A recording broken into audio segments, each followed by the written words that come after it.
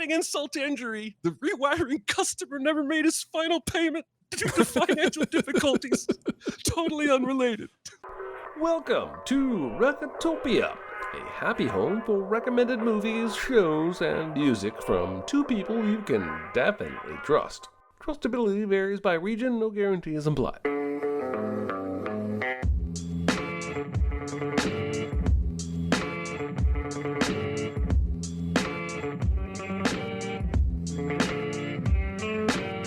And now, here are your hosts, Aaron Dicer and Jeremy Scott. How big is this horse? 15 hands. What is that in fingers? I'm just kidding. Get me this horse. That horse is booked. Tell the guy. Get me this horse. Tell the guy. I'll give him an associate producer credit. Hello, he's pointing, everybody. He's ready for you. Welcome to Recotopia, episode 81. I am Jeremy Scott. And I'm Aaron Dicer. And today's big recommend is going to be the 2000 comedy State and Maine, which is nice and light, refreshing, and moving a little bit away from the moody, brooding fare of the past several weeks, months even. But before we get into the big recommend, Aaron, did you bring any small recommends to this week's episode? It's no big deal. Itty bitty living space. It's so small and light. It's small, it's tiny, it's petite, it's wee.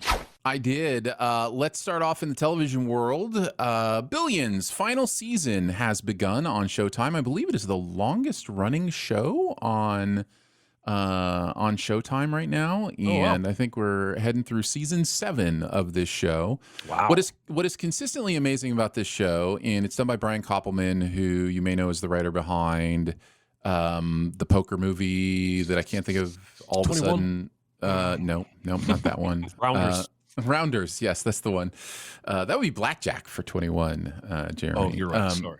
Anyhow, yes, Koppelman is here, and you get that same sense of his style of writing, how direct it is, how there's a lot of momentum to it, and I really enjoy it. It's kind of Sorkin-esque in a way. He reminds me a little bit about with Sorkin, with how he has his characters say things that normal human beings probably couldn't come up with in the minute. The added level he does to Sorkin, like where he kind of levels up, is he will have characters that have specific pop culture and sports knowledge that they would never have. Like just at the drop of a hat, we'll know, who won the 1976 World Series of Poker or whatever it might be, like, and so there are all these beautiful moments where characters will do like a pop culture reference or a sports reference that just fits the moment perfectly, and they just happen to have that information at their fingertips or whatever. It's fun that way. It's really fun. And then beyond that, it's a really interesting soap opera kind of thing about, the wealthy and how they stay wealthy and the manipulations there in the market. And one of the main antagonists this season is somebody who is billionaire who is trying to invest in products that make the world a better place, but it's kind of a front. He's kind of a ego maniac, and eventually wants to rule the world. But it's just kind of an interesting look at all that stuff. But it's a really fun watch. It's a really fun watch. And I think over the 7 seasons has just like locked into its voice, and it's so confident with what it is now. So Damian Lewis is back now, right? He came back for this season, yes, to finish things off. He was out for a couple seasons, but yeah, the whole cast is great. I wonder, having never seen either, I wonder how this show pairs with Succession, because they both seem to be targeting the same ultra wealthy kind of person. And I hear they're both amazing, so maybe they're not very much alike at all. Have you seen Succession? The tone, yes, I've watched all of Succession. I watched all of Succession as well. The tone's a little bit different. Succession is a little bit more aggressive. It's a more direct satire, stab to the heart of this kind of thing. Billions is more almost frivolous, light, fun. Like you're going to be more, in my mind, you're going to have a lighter time with Billions, because what Koppelman is doing here isn't just the Machiavellian machinations of power. He's also dealing with really clever comeuppances and plot movements, and there's just a lot of really interesting plot structure things that he's doing here that keep it more of almost I mean, it's not a heist movie in any sense of the term, but that kind of feeling of we're leading somewhere and there's going to be a big plan reveal and, oh my goodness, I can't believe they got them that way, you know, like that kind of thing. So Okay. yeah, it's a lot of fun. All right. Well, fans of when I recommend food and beverage products are going to be happy today because I'm bringing you some potato chip recommends. Now, every year, Lay's has been doing this messed up thing where they have fans submit ideas for flavors. And we've seen everything from chicken and waffles to I think something in gravy at one point. I'm never interested in those. But this year, the temporary flavors are intriguing. They're taking other flavors from the greater corporate umbrella and putting them on Lay's chips. So they have Funyuns, they have Cheetos, and they have Cool Ranch Dorito flavored. This is very confusing to me. This is the cognitive dissonance is high on this. You put one of these chips in your mouth and it tastes like a potato chip with Cheeto dust on it because that's probably literally what it is. Yes. The Cool Ranch seasoning works surprisingly good on a potato chip and not just a corn chip.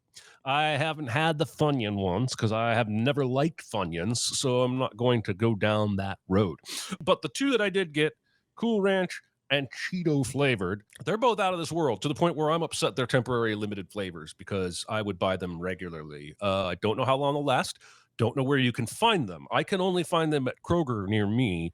My other big shopping option is Publix, and they don't seem to be carrying them. So ask around your local store. Maybe the convenience stores carry them. I don't go in convenience stores anymore.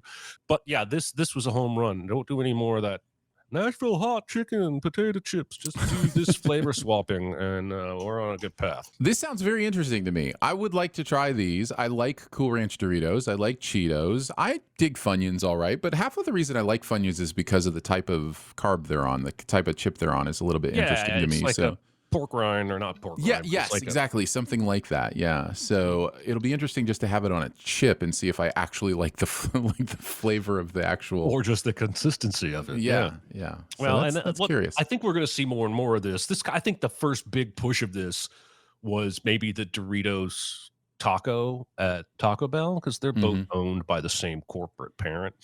And I've seen earlier this year, I started seeing mini Doritos and Sun Chips in Pringle containers. So I think we're just going to see a lot more of this brand crossover within the same parent structure. You're probably going to see like a Cool Ranch Dorito flavored Pepsi. Like, I'm not even joking. But anyway, these chips are good. Go get you some if you like potato chips. Nice.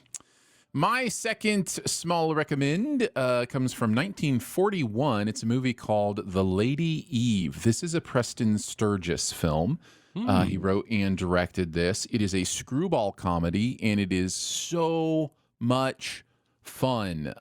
This is Henry Fonda and Barbara Stanwyck as kind of the couple who is falling in love here. But it starts as a con. It's kind of one of those movies. It's a con man movie that becomes a romance. And you kind of never know where it's going till the end. I found the humor and jokes here really, really sharp, which is not a surprise with Preston Sturges. And it's economical as well. It gets to where it's going quickly, and you never feel like a lull or bored. This is a really smooth watch. You just pop it on, have a good time, laugh, and of course the normal, like, if you're not used to watching old movies, it is an old movie. Like, it's black and white, and you know, what? Like there is that thing. There are some people who are like, you recommended this thing, and it's like old, and I'm like, yes, there's great old stuff. Anyways. So Lady Eve is definitely one I would recommend. Don't recommend too many talking movies to Logan Paul. Like yes, talking. That's right. It's funny that you would make this a small recommend this week because in researching to talk about State and Maine, they very much set out to do a Preston Sturges kind of thing, and I think they succeeded. But it's just fascinating that the timing worked out. Maybe you were watching it to see if it was a double feature. I don't know. No, but it could have been in my brain brain somewhere and connected the dots for sure. My small recommend, I'm going to bend the rules a little bit about what a recommend means. Because I mostly want to praise an encounter I had with a company and service. If you follow me on Twitter, you know that I have been watching a lot of baseball for the last year and a half, 2 years or so. And I originally had the Baltimore Orioles only subscription to MLB.TV, which means I get to watch the Orioles games and none other ones. And somewhere earlier this year, I upgraded to the full one. I can watch all these games. Now, I have watched every game the Orioles have played this year except for one. And I've watched them all on this TV right to my right here in my office with the MLB app. And about 4 days ago, it stopped working. It came up with the logo and the baseball just spun and spun and spun. So I didn't know what to do. I tried turning my TV off and turning it back on. I rebooted my internet and nothing worked. So I went to Twitter and complained about it. And after a few hours, I got a message requesting me to follow so I could DM with the MLB. Let's see, I better give them proper credit. The MLB fan support is the name of the Twitter account. And they said, try uninstalling the app and reinstalling the app. And I did that and it worked. I said, thank you, and set about to watch my game. Came back the next night for the next game. The app's not working. It's spinning and spinning. I removed the app. I reinstall the app. It's still not working. I removed the app. I install the app. It's still not working. I tweet some anger. It's still not working.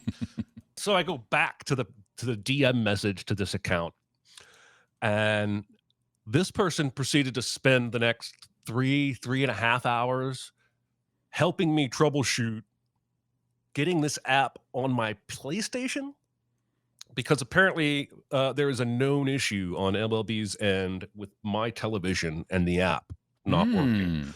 And they are working on it on their end. And until then, they've got me set up on my PlayStation to watch. But this person, I'm shocked. Whoever was running this account was this patient and kept coming back, because I had my wife's friend over. I left the room for 30 minutes and came back, and they were like, did it work? Did it not work? Can we try something else? And I just, in this day and age, especially on Twitter, I don't expect that kind of service. And I was moved enough to use this small here platform to give praise to the anonymous person who was running the MLB fan support account 2 days ago. You're doing above and beyond. And I told them so. And so there you go. I really like that app. It's apparently pretty picky across devices. And again, I've only ever used my TV up until today or 4 days ago, and it has never been a problem. But I get to choose which team's broadcast I want to watch. It gives me all sorts of video access, and to know that the support is there just really made me feel like humanity might still have a shot. They don't, but for a moment, I felt like they might. That's good to hear. To take this away from the customer service aspect, I think we're just scratching the surface of what sports streaming is going to be in the future. You talk about the ability to watch both teams' broadcasts. It is clear to me that I know this already exists in some broadcasts, but it's clear to me that the internet is going to allow for a real choose your own adventure thing when you're dealing with sports. Choose your camera angle. Choose your camera angles, choose your announcers.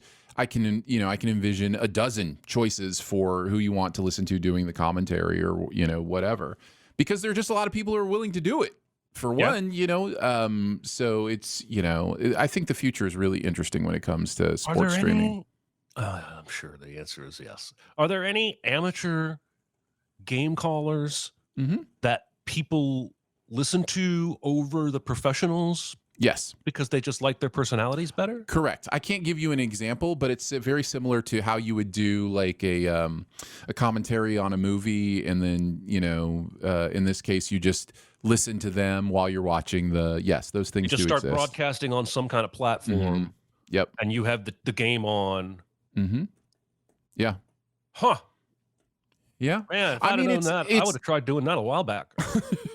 It's not all that different than over on SIF Pop when we do the Sposkers.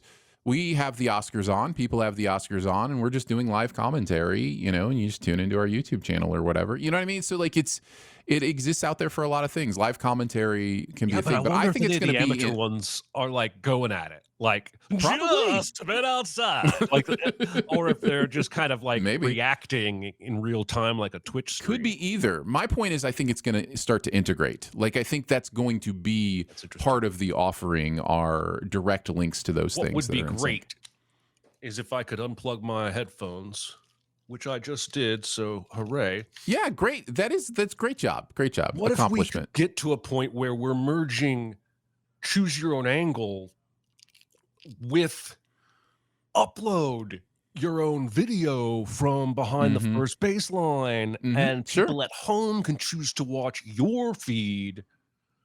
I would love to be able to switch camera angles in real time at my own whim, because that is one thing that Orioles broadcast does not do very well. Yeah. But that's Anyhow, just thought I'd mention that. I like that kind of side trip, kind of conversational detour. It's good. Now it's time to talk about this week's big recommend. I'm fine. It's just that you're so big. It's so huge. It's a good rule, but this is bigger than rules. It's bigger on the inside. Is it? I noticed. And that is State and Maine, a movie I don't think I've seen in probably 6 or 7 years. Seen it many times, but always entertains me and always good for a laugh. I look at that artwork that we have uploaded on screen, and on this other window I've got the movie's poster up, and boy, they did this movie a disservice with the visual marketing materials, because it's just you can't tell anything about this movie by any of its marketing material. No, well, the movie poster looks like a postcard, and where State and Maine is the name of the state. It's really weird. Anyway, State and Maine is a comedy, and it's about a film being shot in a sleepy Vermont town of Waterford. Interestingly, as an aside, this is the real-life town of Manchester by the Sea, which I did not know until prepping for this show. Did you know that Manchester by the Sea was a town name and not just a movie name? I did. When the movie came out is when I learned it was a town name, but I did not know that State and Maine had filmed there. It's fascinating. Our protagonist for the film is going to be Joe. He's the film's writer.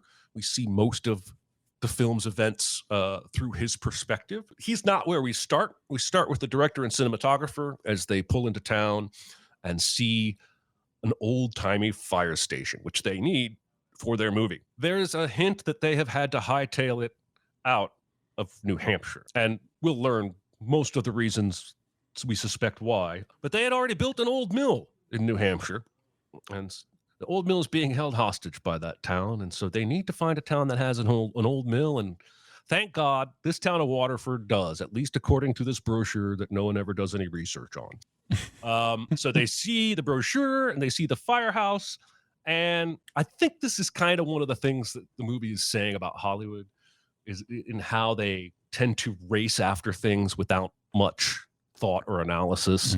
But we'll get to that when we get to that. They find a hotel. They call the main producer, catch him up to speed, and start calling the actors and crew. They rent out the whole hotel because they're going to film this movie here. We also then meet some locals. We meet the owner of a diner. It's Ricky J. Has one of my favorite lines in the whole movie. Julia Stiles is his daughter. She delivers food from the diner to the Hollywood stars. We also meet an ambitious city councilman who is Agent Coulson in his pre-Agent Coulson years. And his fiance is Annie. We meet her as well, and we'll later learn that she owns a bookshop, and she is the local drama director. We flash forward a couple days. It's never really very super clear, but it's at least a day or two. And the writer is here now. This is Joe. He's trying to ask somebody where his typewriter is. He's come from New Hampshire here to Vermont, and somehow his typewriter hasn't come. But also, the mayor has shown up to introduce himself to the director, so nobody's paying any attention to Joe. And, of course, they want to butter the mayor up because they need the permits to shoot on Main Street. Main Street, as we learned in the previous scene at the diner, has a lot of potholes. And we sure be nice to get those potholes fixed. Why are we, giving away free permits to the film people when we have these potholes to fix? In the chaos, the mayor invites the creative team to dinner at his house in a few days, and in the chaos, the day marker on the dry erase board calendar is smudged and wiped off. An assistant writes it on the wrong day, the following day. This will be important later. Then they learn the old mill burned down decades ago and start telling the writer he's got to find something different to make this movie about. He puts the script up on the door. This is one of the best visual jokes in the history of movies. And this is the moment that we see the title of the movie they're making is The Old Mill. They don't just need an old mill for a scene. The entire movie is about the old mill. And I think a lesser movie would have revealed that way sooner, like the first mention of an old mill. But it holds this joke so that it hits so much sweeter when you see, okay, not only does he have to rewrite a bit, he has to rethink the entire thing. He goes to the local bookshop to buy a typewriter. Apparently, this is a thing. Maybe it is in small towns, but this local bookshop, in addition to books, has like 25 old used typewriters for sale. Fortunate for him. But this is also the bookshop that Annie owns, and he meets her. She recognizes his name. She's read his play. She thinks it's good. And this is his first film, I should mention. He's a playwright previously. Some ladies come in. She says, hey, we're in the presence of this playwright. This guy's playwright here. And they ask him what the movie that they're filming is about. And he says purity, which was just kind of a running for me gag because the whole movie is about the impurity of the entire industry. At this point, Claire, the lead actress, shows up. It's Sarah Jessica Parker. And the director decides to make Joe be the one to tell her they're changing the old mill scene. Off camera, Joe refuses or quits or is fired. It's never really very clear. But he goes out, starts walking, and ends up having this long, meandering, deep conversation with Annie about life, about his work, about purity, second chances. And then later on that evening, the director, William H. Macy, finds him again and basically convinces him to come back and join the movie.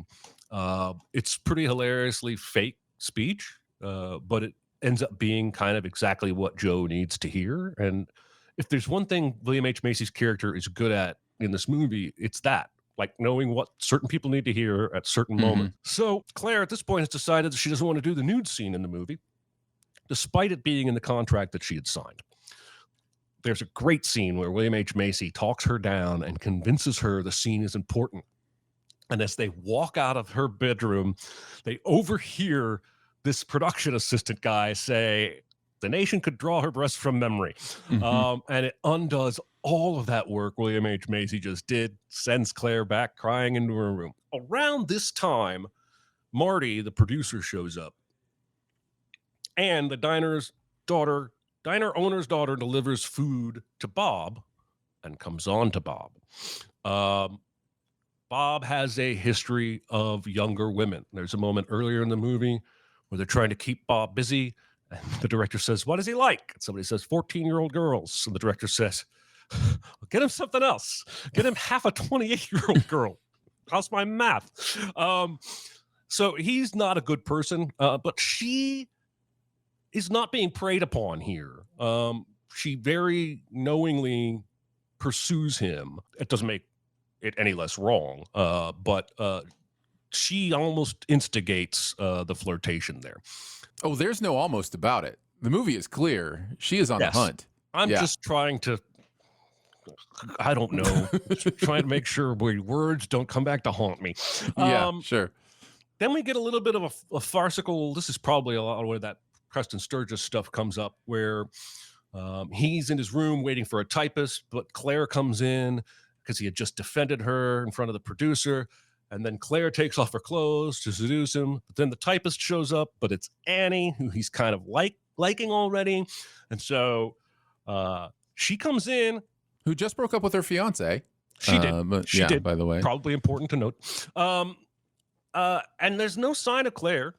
And then she leaves, only to remember something. And she comes back through the door, and there's naked Claire. And Joe is all like, there's nothing going on. And what I think is kind of a nice change in Hollywood, Annie believes him. She's like, if you say that's the truth, I've got no reason not to not believe you.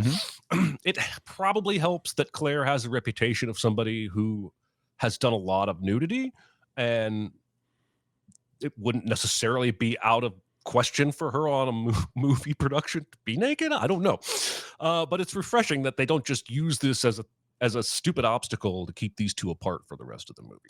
You also get the sense that even if something had been going on, Anne would have been kind of nonchalant about it. You know what I mean? Like there was really, there's something about her character that is completely non-judgmental. Like there's just, everything is face value, and that's okay. Whatever. Just, the truth is fine. She's very much just, the truth is fine. Whatever the truth is, that's what the truth is. That's proper. Yeah. Yeah. We do also see the diner girl sneaking out of Bob's room and Bob waving at her like he's a child. So we know now that there's inappropriate stuff going on with them. The next day, Joe cracks the script at the diner with Annie's help. At the same time, the producer is securing $800,000 to pay Claire to go ahead and do the nude scene. Because when you are making a stand on morals, $800,000 it's just more money. That's all you need. Is really what tips the scale. Then Joe returns and reveals miraculously, we don't need to show her naked. We show her naked to him because it's about purity. Purity. There's that purity again. How many movies with nudity can say that? Never mind. Let's not go there. That night, Joe is out walking and thinking and witnesses Bob and the diner girl get into a car accident at the intersection of State and Main, which is where the movie gets its title from. Apparently, they were going for juxtaposing big business Hollywood and small town kindness. I don't think it's a terrible title for the movie, as much as I don't like the marketing. Alec Baldwin gets out of the wrecked car and says a classic line. So that happened. And then starts mumbling, we got to get her out of here. We got to get her out of here, because that's right. The delivery girl is in the car with him. She gets out. He says, you got to leave. So she does. And this incident drives much of the rest of the plot for the rest of the movie. The director and the producer immediately go into spin mode. A trooper shows up. And they're like trying to, hey, we're like, well, why do you need to talk to this guy? And it turns out the trooper just needs to issue a traffic citation. Joe and Annie spend that evening in the rain and in her shop, and then getting locked out of her shop after the power goes off. She has big dreams to buy the local print shop and revive the local newspaper. It's clear that she's Lois Lane and she would be perfect for this job. After they lock themselves out, they're about to kiss, and the sheriff shows up in some of the most unfortunate timing I've ever seen for somebody rooting for a kiss, and walks Annie home. Elsewhere in town, the director of photography, this poor bastard, has tried for days to get somebody to listen to him about the need to change a shot. They want him to pull through a window in the fire station, but this fire station has this ornate stained glass window of a dog. And no one gives him any solutions. They just ultimately keep telling him to fix it. So he comes out this night and breaks the stained glass window. That will probably solve the problem. But it also leads to the trigger, because the next day the doctor is in the bar. Here's where a city councilman who wanted to charge him more for the permit and got dumped by Annie is sitting. And the doctor mentions something about having 3 head wounds created by glass to fix in one evening. And they know about Bob from the accident, and they know about the director of photography at the fire station. So city councilman realizes the girl was in the car, just like I suspected. And he goes on this weird power trip. Like by the end of this movie, he's running for Congress, which I'm sure is just a commentary on the power trip that local politicians go through. So things turn pretty quickly after this point, and accusations are made to Bob. The councilman brings the diner owner and his daughter to the hotel to confront, but the daughter keeps insisting nothing happened, nothing happened, nothing happened. And then Alec Baldwin's door opens and Claire comes out, and they're neither one of them fully dressed, and she's yelling about being treated like a child, and it's clear that they were having some kind of an affair. Jealousy kicks in, and the diner girl says, he took advantage of me. And we get to kind of a media circus at this point after the mayor gets stood up for dinner because of the dry erase board incident. So nobody comes to the mayor and his wife's dinner. They've spent this whole week basically turning their house upside down, renovating it, upgrading it. They have this fancy feast prepared, and no one shows. And so when he gets a call about the girl saying that Alec Baldwin had taken advantage of her, he calls the state police. Smash cut to national news cameras outside of a courthouse. And now it's clear that national British news. Yes, we leaped across the pond with this news. Yeah. It becomes clear that Joe is the only witness, and everyone's trying to pull Joe in one direction or another. The producer and the director make some not so casual inferences or direct instructions. They start calling into question his memory. Were you wearing your reading glasses? Were you wearing your regular glasses? Trying to create this doubt because they've probably done this a dozen times with Alec Baldwin's character already in other Hollywood productions. Joe is convinced to lie, goes into the courthouse, swears in, and lies. And then he starts wandering the city. And I think wandering the city is one of the themes of this movie because people do it a lot, especially Joe. And he just keeps saying things like, yeah, I ruined my life in that courtroom. I lied. I perjured myself. My whole life is over, blah, blah, blah, blah, blah, blah, blah. And eventually somebody hears him say the word courtroom and says, we don't have a courtroom. They do court in the high school science building. He's like, he was almost on the train at that point. He wasn't wondering. He was heading out of town. Yeah, he was. And then getting off the train is a judge who's greeted, who says he's in town to hear a deposition. And Joe realizes it's him. He goes back to the courthouse, which is now revealed to be a set put together by the local drama director, Annie, who felt he just needed to get the lie out of his system so that he could then tell the truth. And I think that's pretty quaint. So he goes to turn himself in to tell the truth about what he saw with the accident. And this is just a matter of timing. The higher up producer has shown up right at this moment with the $800,000 to pay Claire for the nude scene that they no longer need to shoot. Free $800,000. What do they do with it? They pay off the city councilman, who immediately starts his campaign for Congress. And so the film is saved. Charges are dropped. Joe kisses Annie, and the movie finally gives us what any movie about movies should give us, which is an actual scene of the movie within the movie. And it's the scene that they've been talking about this whole time throughout the movie.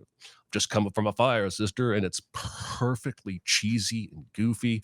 And then we see at the end, they did end up taking the offer that they had rejected earlier from bazoomer.com. And there's an old Westie style sign that says bazoomer.com, and there's a gunshot for the top. I just think that's perfect topic. I laughed out loud at that. And that is my recap of State and Maine. I have lots of things I want to get into, but first I want to know what Aaron's experience was this time through. I thought I had seen this. I'm not so sure I have. Oh, wow. Until this this viewing, and it's possible either way. Look, it's been 20 years, so it's possible I did see it and just forgot all of it. Because there are some things I remember, but I don't know if I remember them because I've heard other people talk about the movie, because of, how things leak in. Anyhow, it's definitely a first time through experience for me, even if I had seen it 20 years ago. Sure. I will also give you a little bit of background information that we made this the family movie night movie for our family movie night that we do once a month. Oops. No, I'm trying to remember. They are used to by the way, all my kids are adults. They're mostly in their 20s. So it's not like we don't do rated R movies for family movie night or anything like that. All right. So anyhow, but I will say it is an interesting movie to watch with Zoomers, with Gen Z, because they cannot process that pedophilia is funny. How is the how would any as soon as the line came out, he likes 14-year-old girls, the whole movie was cringe to them. They could not figure out how to process through that. And so anytime anything would come up with that character, there would be lots of yelling at the screen and hoots and hollers and that kind of stuff. Interesting. So it's, there is, and I get it, by the way, and especially in a culture where where pedophilia is used as this broad weapon against whoever you don't like. It's weaponized against the political party you don't like or whatever it might be. And I'm also not saying it's non-existent. It is an actual problem, and in fact, the charities I choose to give to the most deal with child sex trafficking and real issues in this area. And it is weird to watch this movie make a joke about something and also paint that character as the aggressor, like we mentioned, because that is a common thing that will happen in these cases. Is they will say, oh, they were coming on to me. That was, and so this movie gives like a little bit of validity and, legitimacy to that idea. Like when she turns, it's her jealousy. It's not because she's really wrestling with the reality of the situation, Right. Which is that a person in power took advantage of her. So like it is definitely interesting watching this movie with 2023 eyes and watching it with, kids who have grown up in this era. As well. And there are some slurs that probably wouldn't be used the same way as they're used in this movie. I say all that to say, I still thought it was hilarious. I think David Mamet is so good at understanding the simple, dry humor. There's a lot of dryness to the lines that are happening here, the way they're said. You mentioned "so that happened." Like that's not a punchline. That's just a dry delivery. Yeah. And I think this is summed up the best to me in the Anne character. I think Anne is the star of this movie. I think it's Rebecca Pidgeon plays the character. And just so good. I loved every line that came out of her mouth. I just thought she delivered stuff really well. But it's not just her. There's lots of great lines. And more importantly for me, there's an intricacy to the plot that I just find wonderful. And the reason I find it wonderful is because when you're willing to take the effort to actually draw the lines through the plot of why these crazy coincidences are happening, how far they go back, setups and payoffs, all that kind of stuff, you're limiting my need to suspend my disbelief a little bit. You're limiting my need to go, oh, what a coincidence that person just showed up here, because you've given me at least a little bit of reason. You've given me a little bit of understanding of what's going on. And man, it's so good at that. Everything is intricately woven in this, so that when we get somewhere, there's been a few setups to get there. And like I think the potholes, like they talk about the potholes in the opening scenes. We see them every time we're on that street. When Anne is breaking up with her fiance, a car goes by behind them, casually just hits a pothole and moves on. And then the wreck for Adam Baldwin's character happens right on that pothole. So it's set up in more than one way and more than one time. It's fascinating. I do think, if I'm interpreting the movie correctly, I do think the Joe and Anne characters are the only characters we're supposed to like in this movie, other than the background city characters. Everybody from this town seems to be just fine, except for the guy running for Congress and the mayor and his wife are a little bit, trying to impress too much. But for the most part, the people in the town are fine. But as far as our predominant characters, it's Anne and Joe that I think we're supposed to connect to and go, oh, they're finding, if there is a meta-ness to the movie they're shooting and this movie, it is about this person finding what purity is, what second chances are, you know, what all those things are. And I think because I'm able to focus on them and then let the movie be overly sharp and satirical about everything else, I'm able to give a little grace to the sharpness, the directness, the grossness of some of what's going on, because I know it's making a point. It's being sharp about those things, and it's never absolving them. No, in any way. So they're talking about purity the whole time. They're covering up for this guy who has sex with teenagers. It's there for a reason. They're taking that to task. Reminds me in many ways, different subject, of like Tropic Thunder and the Downey Jr. character. Sure, It's not saying I agree with this. The movie is saying this is how preposterous this Right. Hollywood can get for some of these people Right. is they think this is okay. Yeah. Sorry, didn't mean to interrupt your flow. No, there. no, you're good. And I think at the end of the day, because it has this really sharp message about the license of celebrity and how we allow celebrity to buy its way out of its own sins and its own ickiness or whatever you want to call it. I think I am able to see what's going on here in that light and understand that satire is going to be dark sometimes, and it's taking things as far to the edge as it can to say, look at how ridiculous this is, and to do it to your own industry. That's always interesting to me. So yeah, I enjoyed it. I really enjoyed it and had a lot of lines that I laughed at and thought were really clever. I love the Ricky Jay when he tosses out the stock facts about Warner Brothers and how everybody thought that about Warner Brothers stock back in the day. But if you look at their side by sides now, blah, blah, blah. Like everybody in this movie seems to have pockets of intimate deep dive knowledge. Like the two old guys who keep talking about, I'm losing my train of thought. Go ahead. A couple of the things I'll mention, and then I'll let you kind of hit through your notes. But there was a funny moment where, and again, I don't remember so much of this movie. I had forgotten the denouement. I had forgotten the final idea that there was a fake trial, and then the real trial was supposed to happen after that. I love that. I love that plot progression. But when they went to the fake trial and the judge came out, I was like, oh. Well, at least they didn't do have the black character be the judge trope. And I was like, oh, cool. And then we get to the train and the judge comes off and it's a black actor.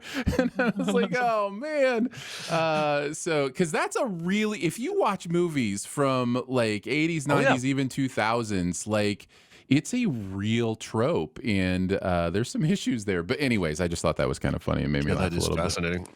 I also like the It's a Wonderful Life references. There are several of them, and I think that's very purposeful. We're dealing with second chances. We're dealing with the idea of what's real and what's not.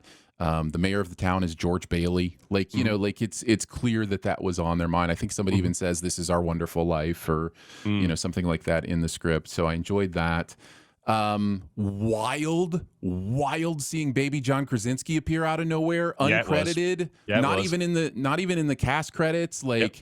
Just carrying the golf clubs for the second judge, that doesn't have a word to say, just coming off the train. I about leapt out. I was like, it's John Krasinski! Like 4 years before he was on The Office. Like just hanging out in State and Maine for like a frame or two. That's awesome. Yeah, that was wild. I also like the title of the drama that the high school was doing. And also, again, speaking of setups and payoffs, we know that they're doing a play called Trials of the Heart. And so when you realize that she set all this up, it's not a convenience. They literally had all the props because that's the play they were doing was a trial play. So it just makes a lot of sense. But I also like that the title of that play could also be the title of this movie. Like, like Trials of the Heart, like it's really well done. And then the only other thing I would mention is that my kids wondered if this was a prequel to the Avengers, and that's how he got the money to start putting the Avengers together. Was interesting. It's like I'm gonna go with no. That's fascinating. A David Mamet movie always has memorable dialogue, so I wanted to run through. Yeah, I do have some of that as well, but yeah, run through some of these lines. When Alec Baldwin arrives, and there's a little boy at the hotel. Everything about this whole town is Norman Rockwell, golly gee, and the little boy runs up and he's like, "What's your favorite sport?" And the kid goes, "Baseball." And he leans down and he goes, "Baseball. Well, Chucky, that's the national sport." Which is it just shows how clueless and out of touch this guy is. That's how he relates to a little kid. But it's just so on the nose, and it's just like there's a couple townspeople at one point, and he says, "Well, it takes all kinds," and the other one's like, "Oh, that's what it takes? I always wondered what it took." I'm just like, that's the kind of stuff I love. Like, the angry line, because I'm going to tell you something, and I think you know what I mean, and then the storm off. You believe that? It's absurd. So is our electoral process, but we still vote. And then the line he's trying to get, he keeps saying, "Call his girl and have him ship his weights so that Alec Baldwin can work out." And he goes, how much could they weigh?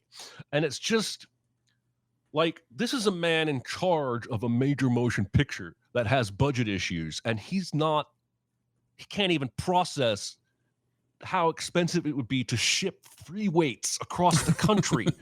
Like, that is a waste of money beyond comprehension. It doesn't matter to him, but he's just trying to assuage his star. Anyway, I thought that was an interesting moment where he's like, how much could they weigh? Because one time I tried to ship some golf clubs and the price was going to be like $89. And I was like, no, thank you. I'll just hire John Krasinski to bring them along. John Krasinski. I love the fact that one of the local actors and Bob Berenger both say the line, I know my lines, I just don't know what order they come in.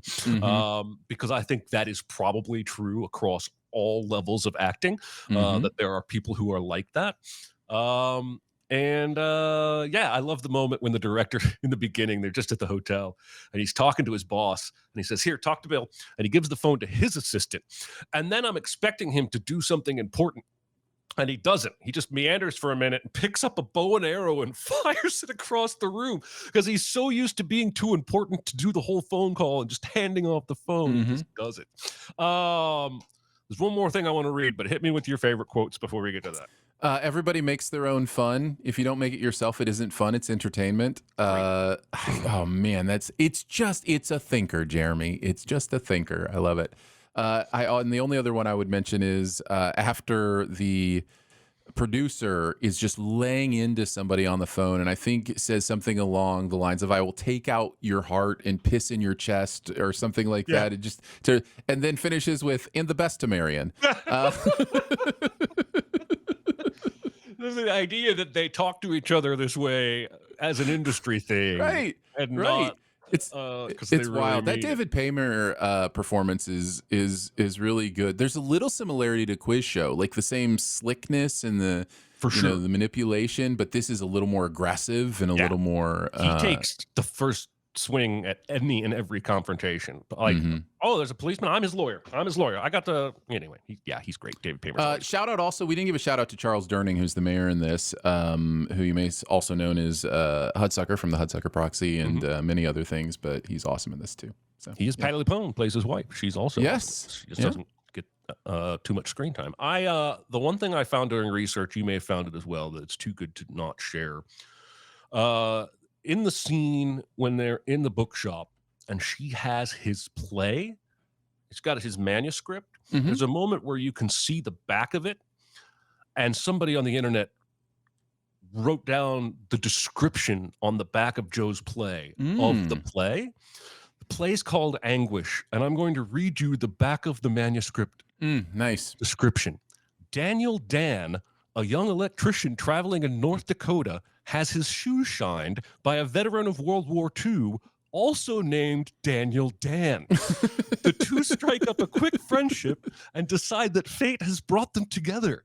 Tragically, Daniel, the veteran Daniel, is electrocuted when Daniel, the electrician, asks him to be his helper on a small residential rewiring.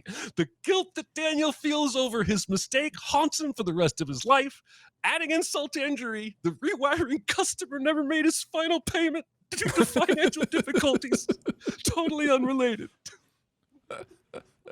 Amazing. I love a movie that will go into detail that much. You didn't even have to show us the back of you didn't even have to show us the manuscript, but you showed us the back and had pre-written a hysterical synopsis of that play. Yeah, that's good. I want to see it. All right, now is the time of the show where we usually do the super secret double feature. Be very, very quiet. Secret? What secret? Our dirty little secret. I tell you something I've never told anyone.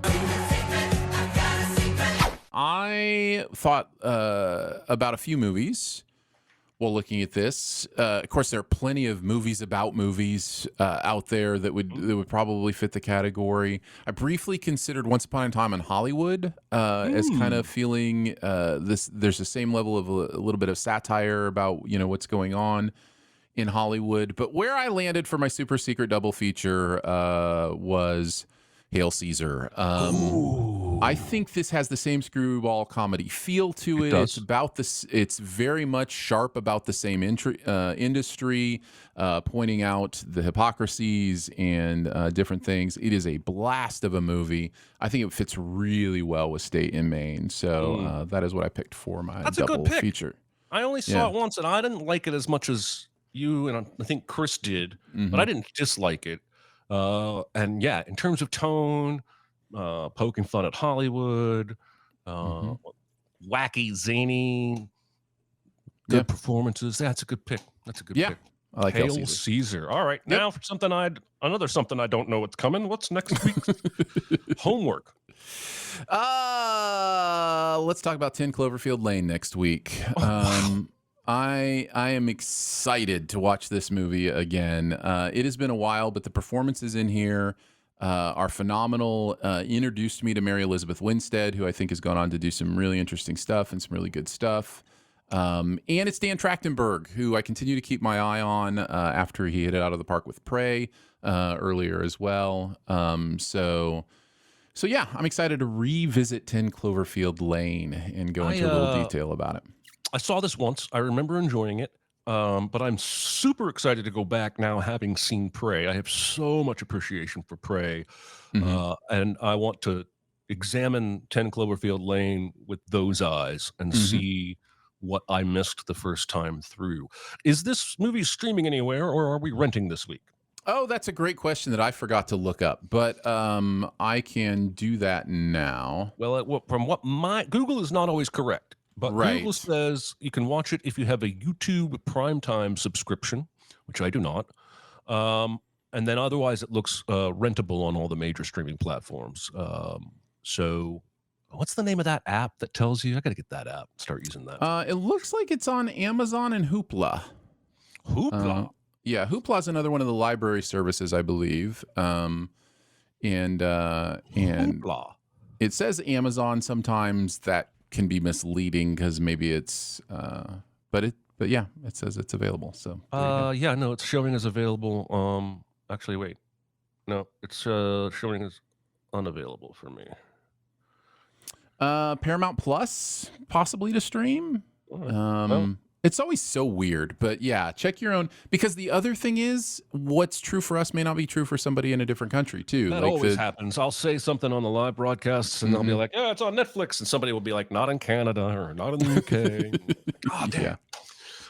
Yeah. All right. We have gone long enough for the day. I think it's time to let everybody break for a meal.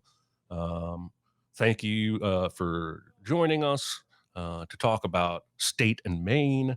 And hopefully, if you haven't seen it, you get a chance to get around to it. And for next week, watch 10 Cloverfield Lane. For Aaron Dicer, this is Jeremy Scott, and we'll see you next time. Bye, guys. Be a part of the live show by being a member of the Sin Club at Patreon at patreon.com/cinemasins. Chat with us on the CinemaSins Discord at discord.gg/cinemasins or CinemaSins Twitter at CinemaSins, and email any comments or questions to Recotopia at cinemasins.com. That's RECOTOPIA at cinemasins.com.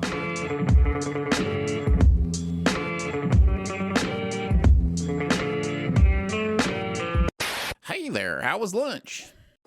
Just got a big fat pita sandwich. It was great. I love the Hunger Games themed menu. What? Pita? No. Oh, pita. Do they have a Katniss burger as well? It's not spelled the same, Aaron. This is an audio format, Jeremy. It is interesting sometimes when we're writing, like you want to do a play on words, but your play on words depends on a different version of the actual word. And so you have these internal debates of how do you do the subtitles, right? Like, do you use the foundational word spelling, or do you use the pun word spelling? Kind of be interesting that way sometimes. I think probably one of my favorite things, and it's happened maybe 5 times, is when someone will write something for me to narrate and they try to give me phonetic aid.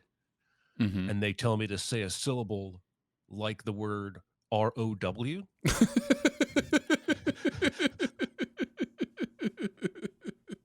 The little like suburb that I'm living in of Springfield, Missouri, is just like booming, and so we're getting new restaurants all the time. That's awesome. And we recently got a Whataburger, which Yeah. is a Texas thing or whatever, and it's kind of making its way around the country. But do you guys have them there in Nashville? Do you have a We Whataburger? got it about a year ago. Yeah. Interesting place. I'm not sold on their burgers. Most fast food burgers have too much salt for me. So like I usually have to order them without salt, and it's just a weird thing. And so I don't usually get burgers from fast food places. Unless it's like specializes in burgers, like Shake Shack or Five Guys. Like those burgers are great. Oh my God. But they've got good chicken. They've got really interesting shakes, which I always love. It's not great for my calorie count, but I love an interesting shake. They've got like a banana pudding shake right now, and I'm just like, oh, that sounds really good. I should try that.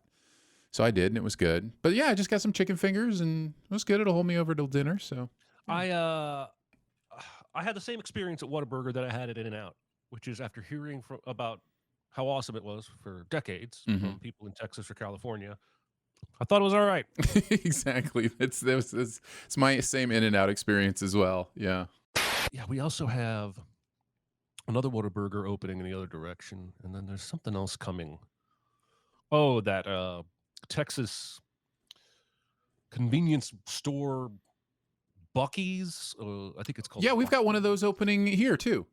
Yeah, so I guess a lot of chains are spreading everywhere. Well, we're going to get a bunch of Buc-ee's in the next, I don't know, year or two. We've got a billboard driving out of Springfield where the new Buc-ee's is going in, and apparently this place is like all that in a bag of chips and a bag of brisket sandwiches or whatever.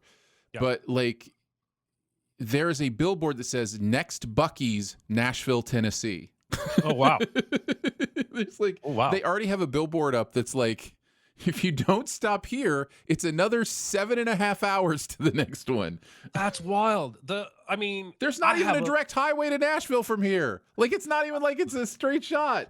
It's a gas station with food. Like, I don't know what we're doing. Like, Everyone's trying this, right? Mhm. At least Yeah. around me, every gas station now has either their own counter where they cook burgers and Mhm. subs, or Yeah. there's literally a restaurant inside. Everybody's trying. There's one near me that says tacos. I'm like, I'm not eating your gas station tacos. I don't care. I'm not doing it.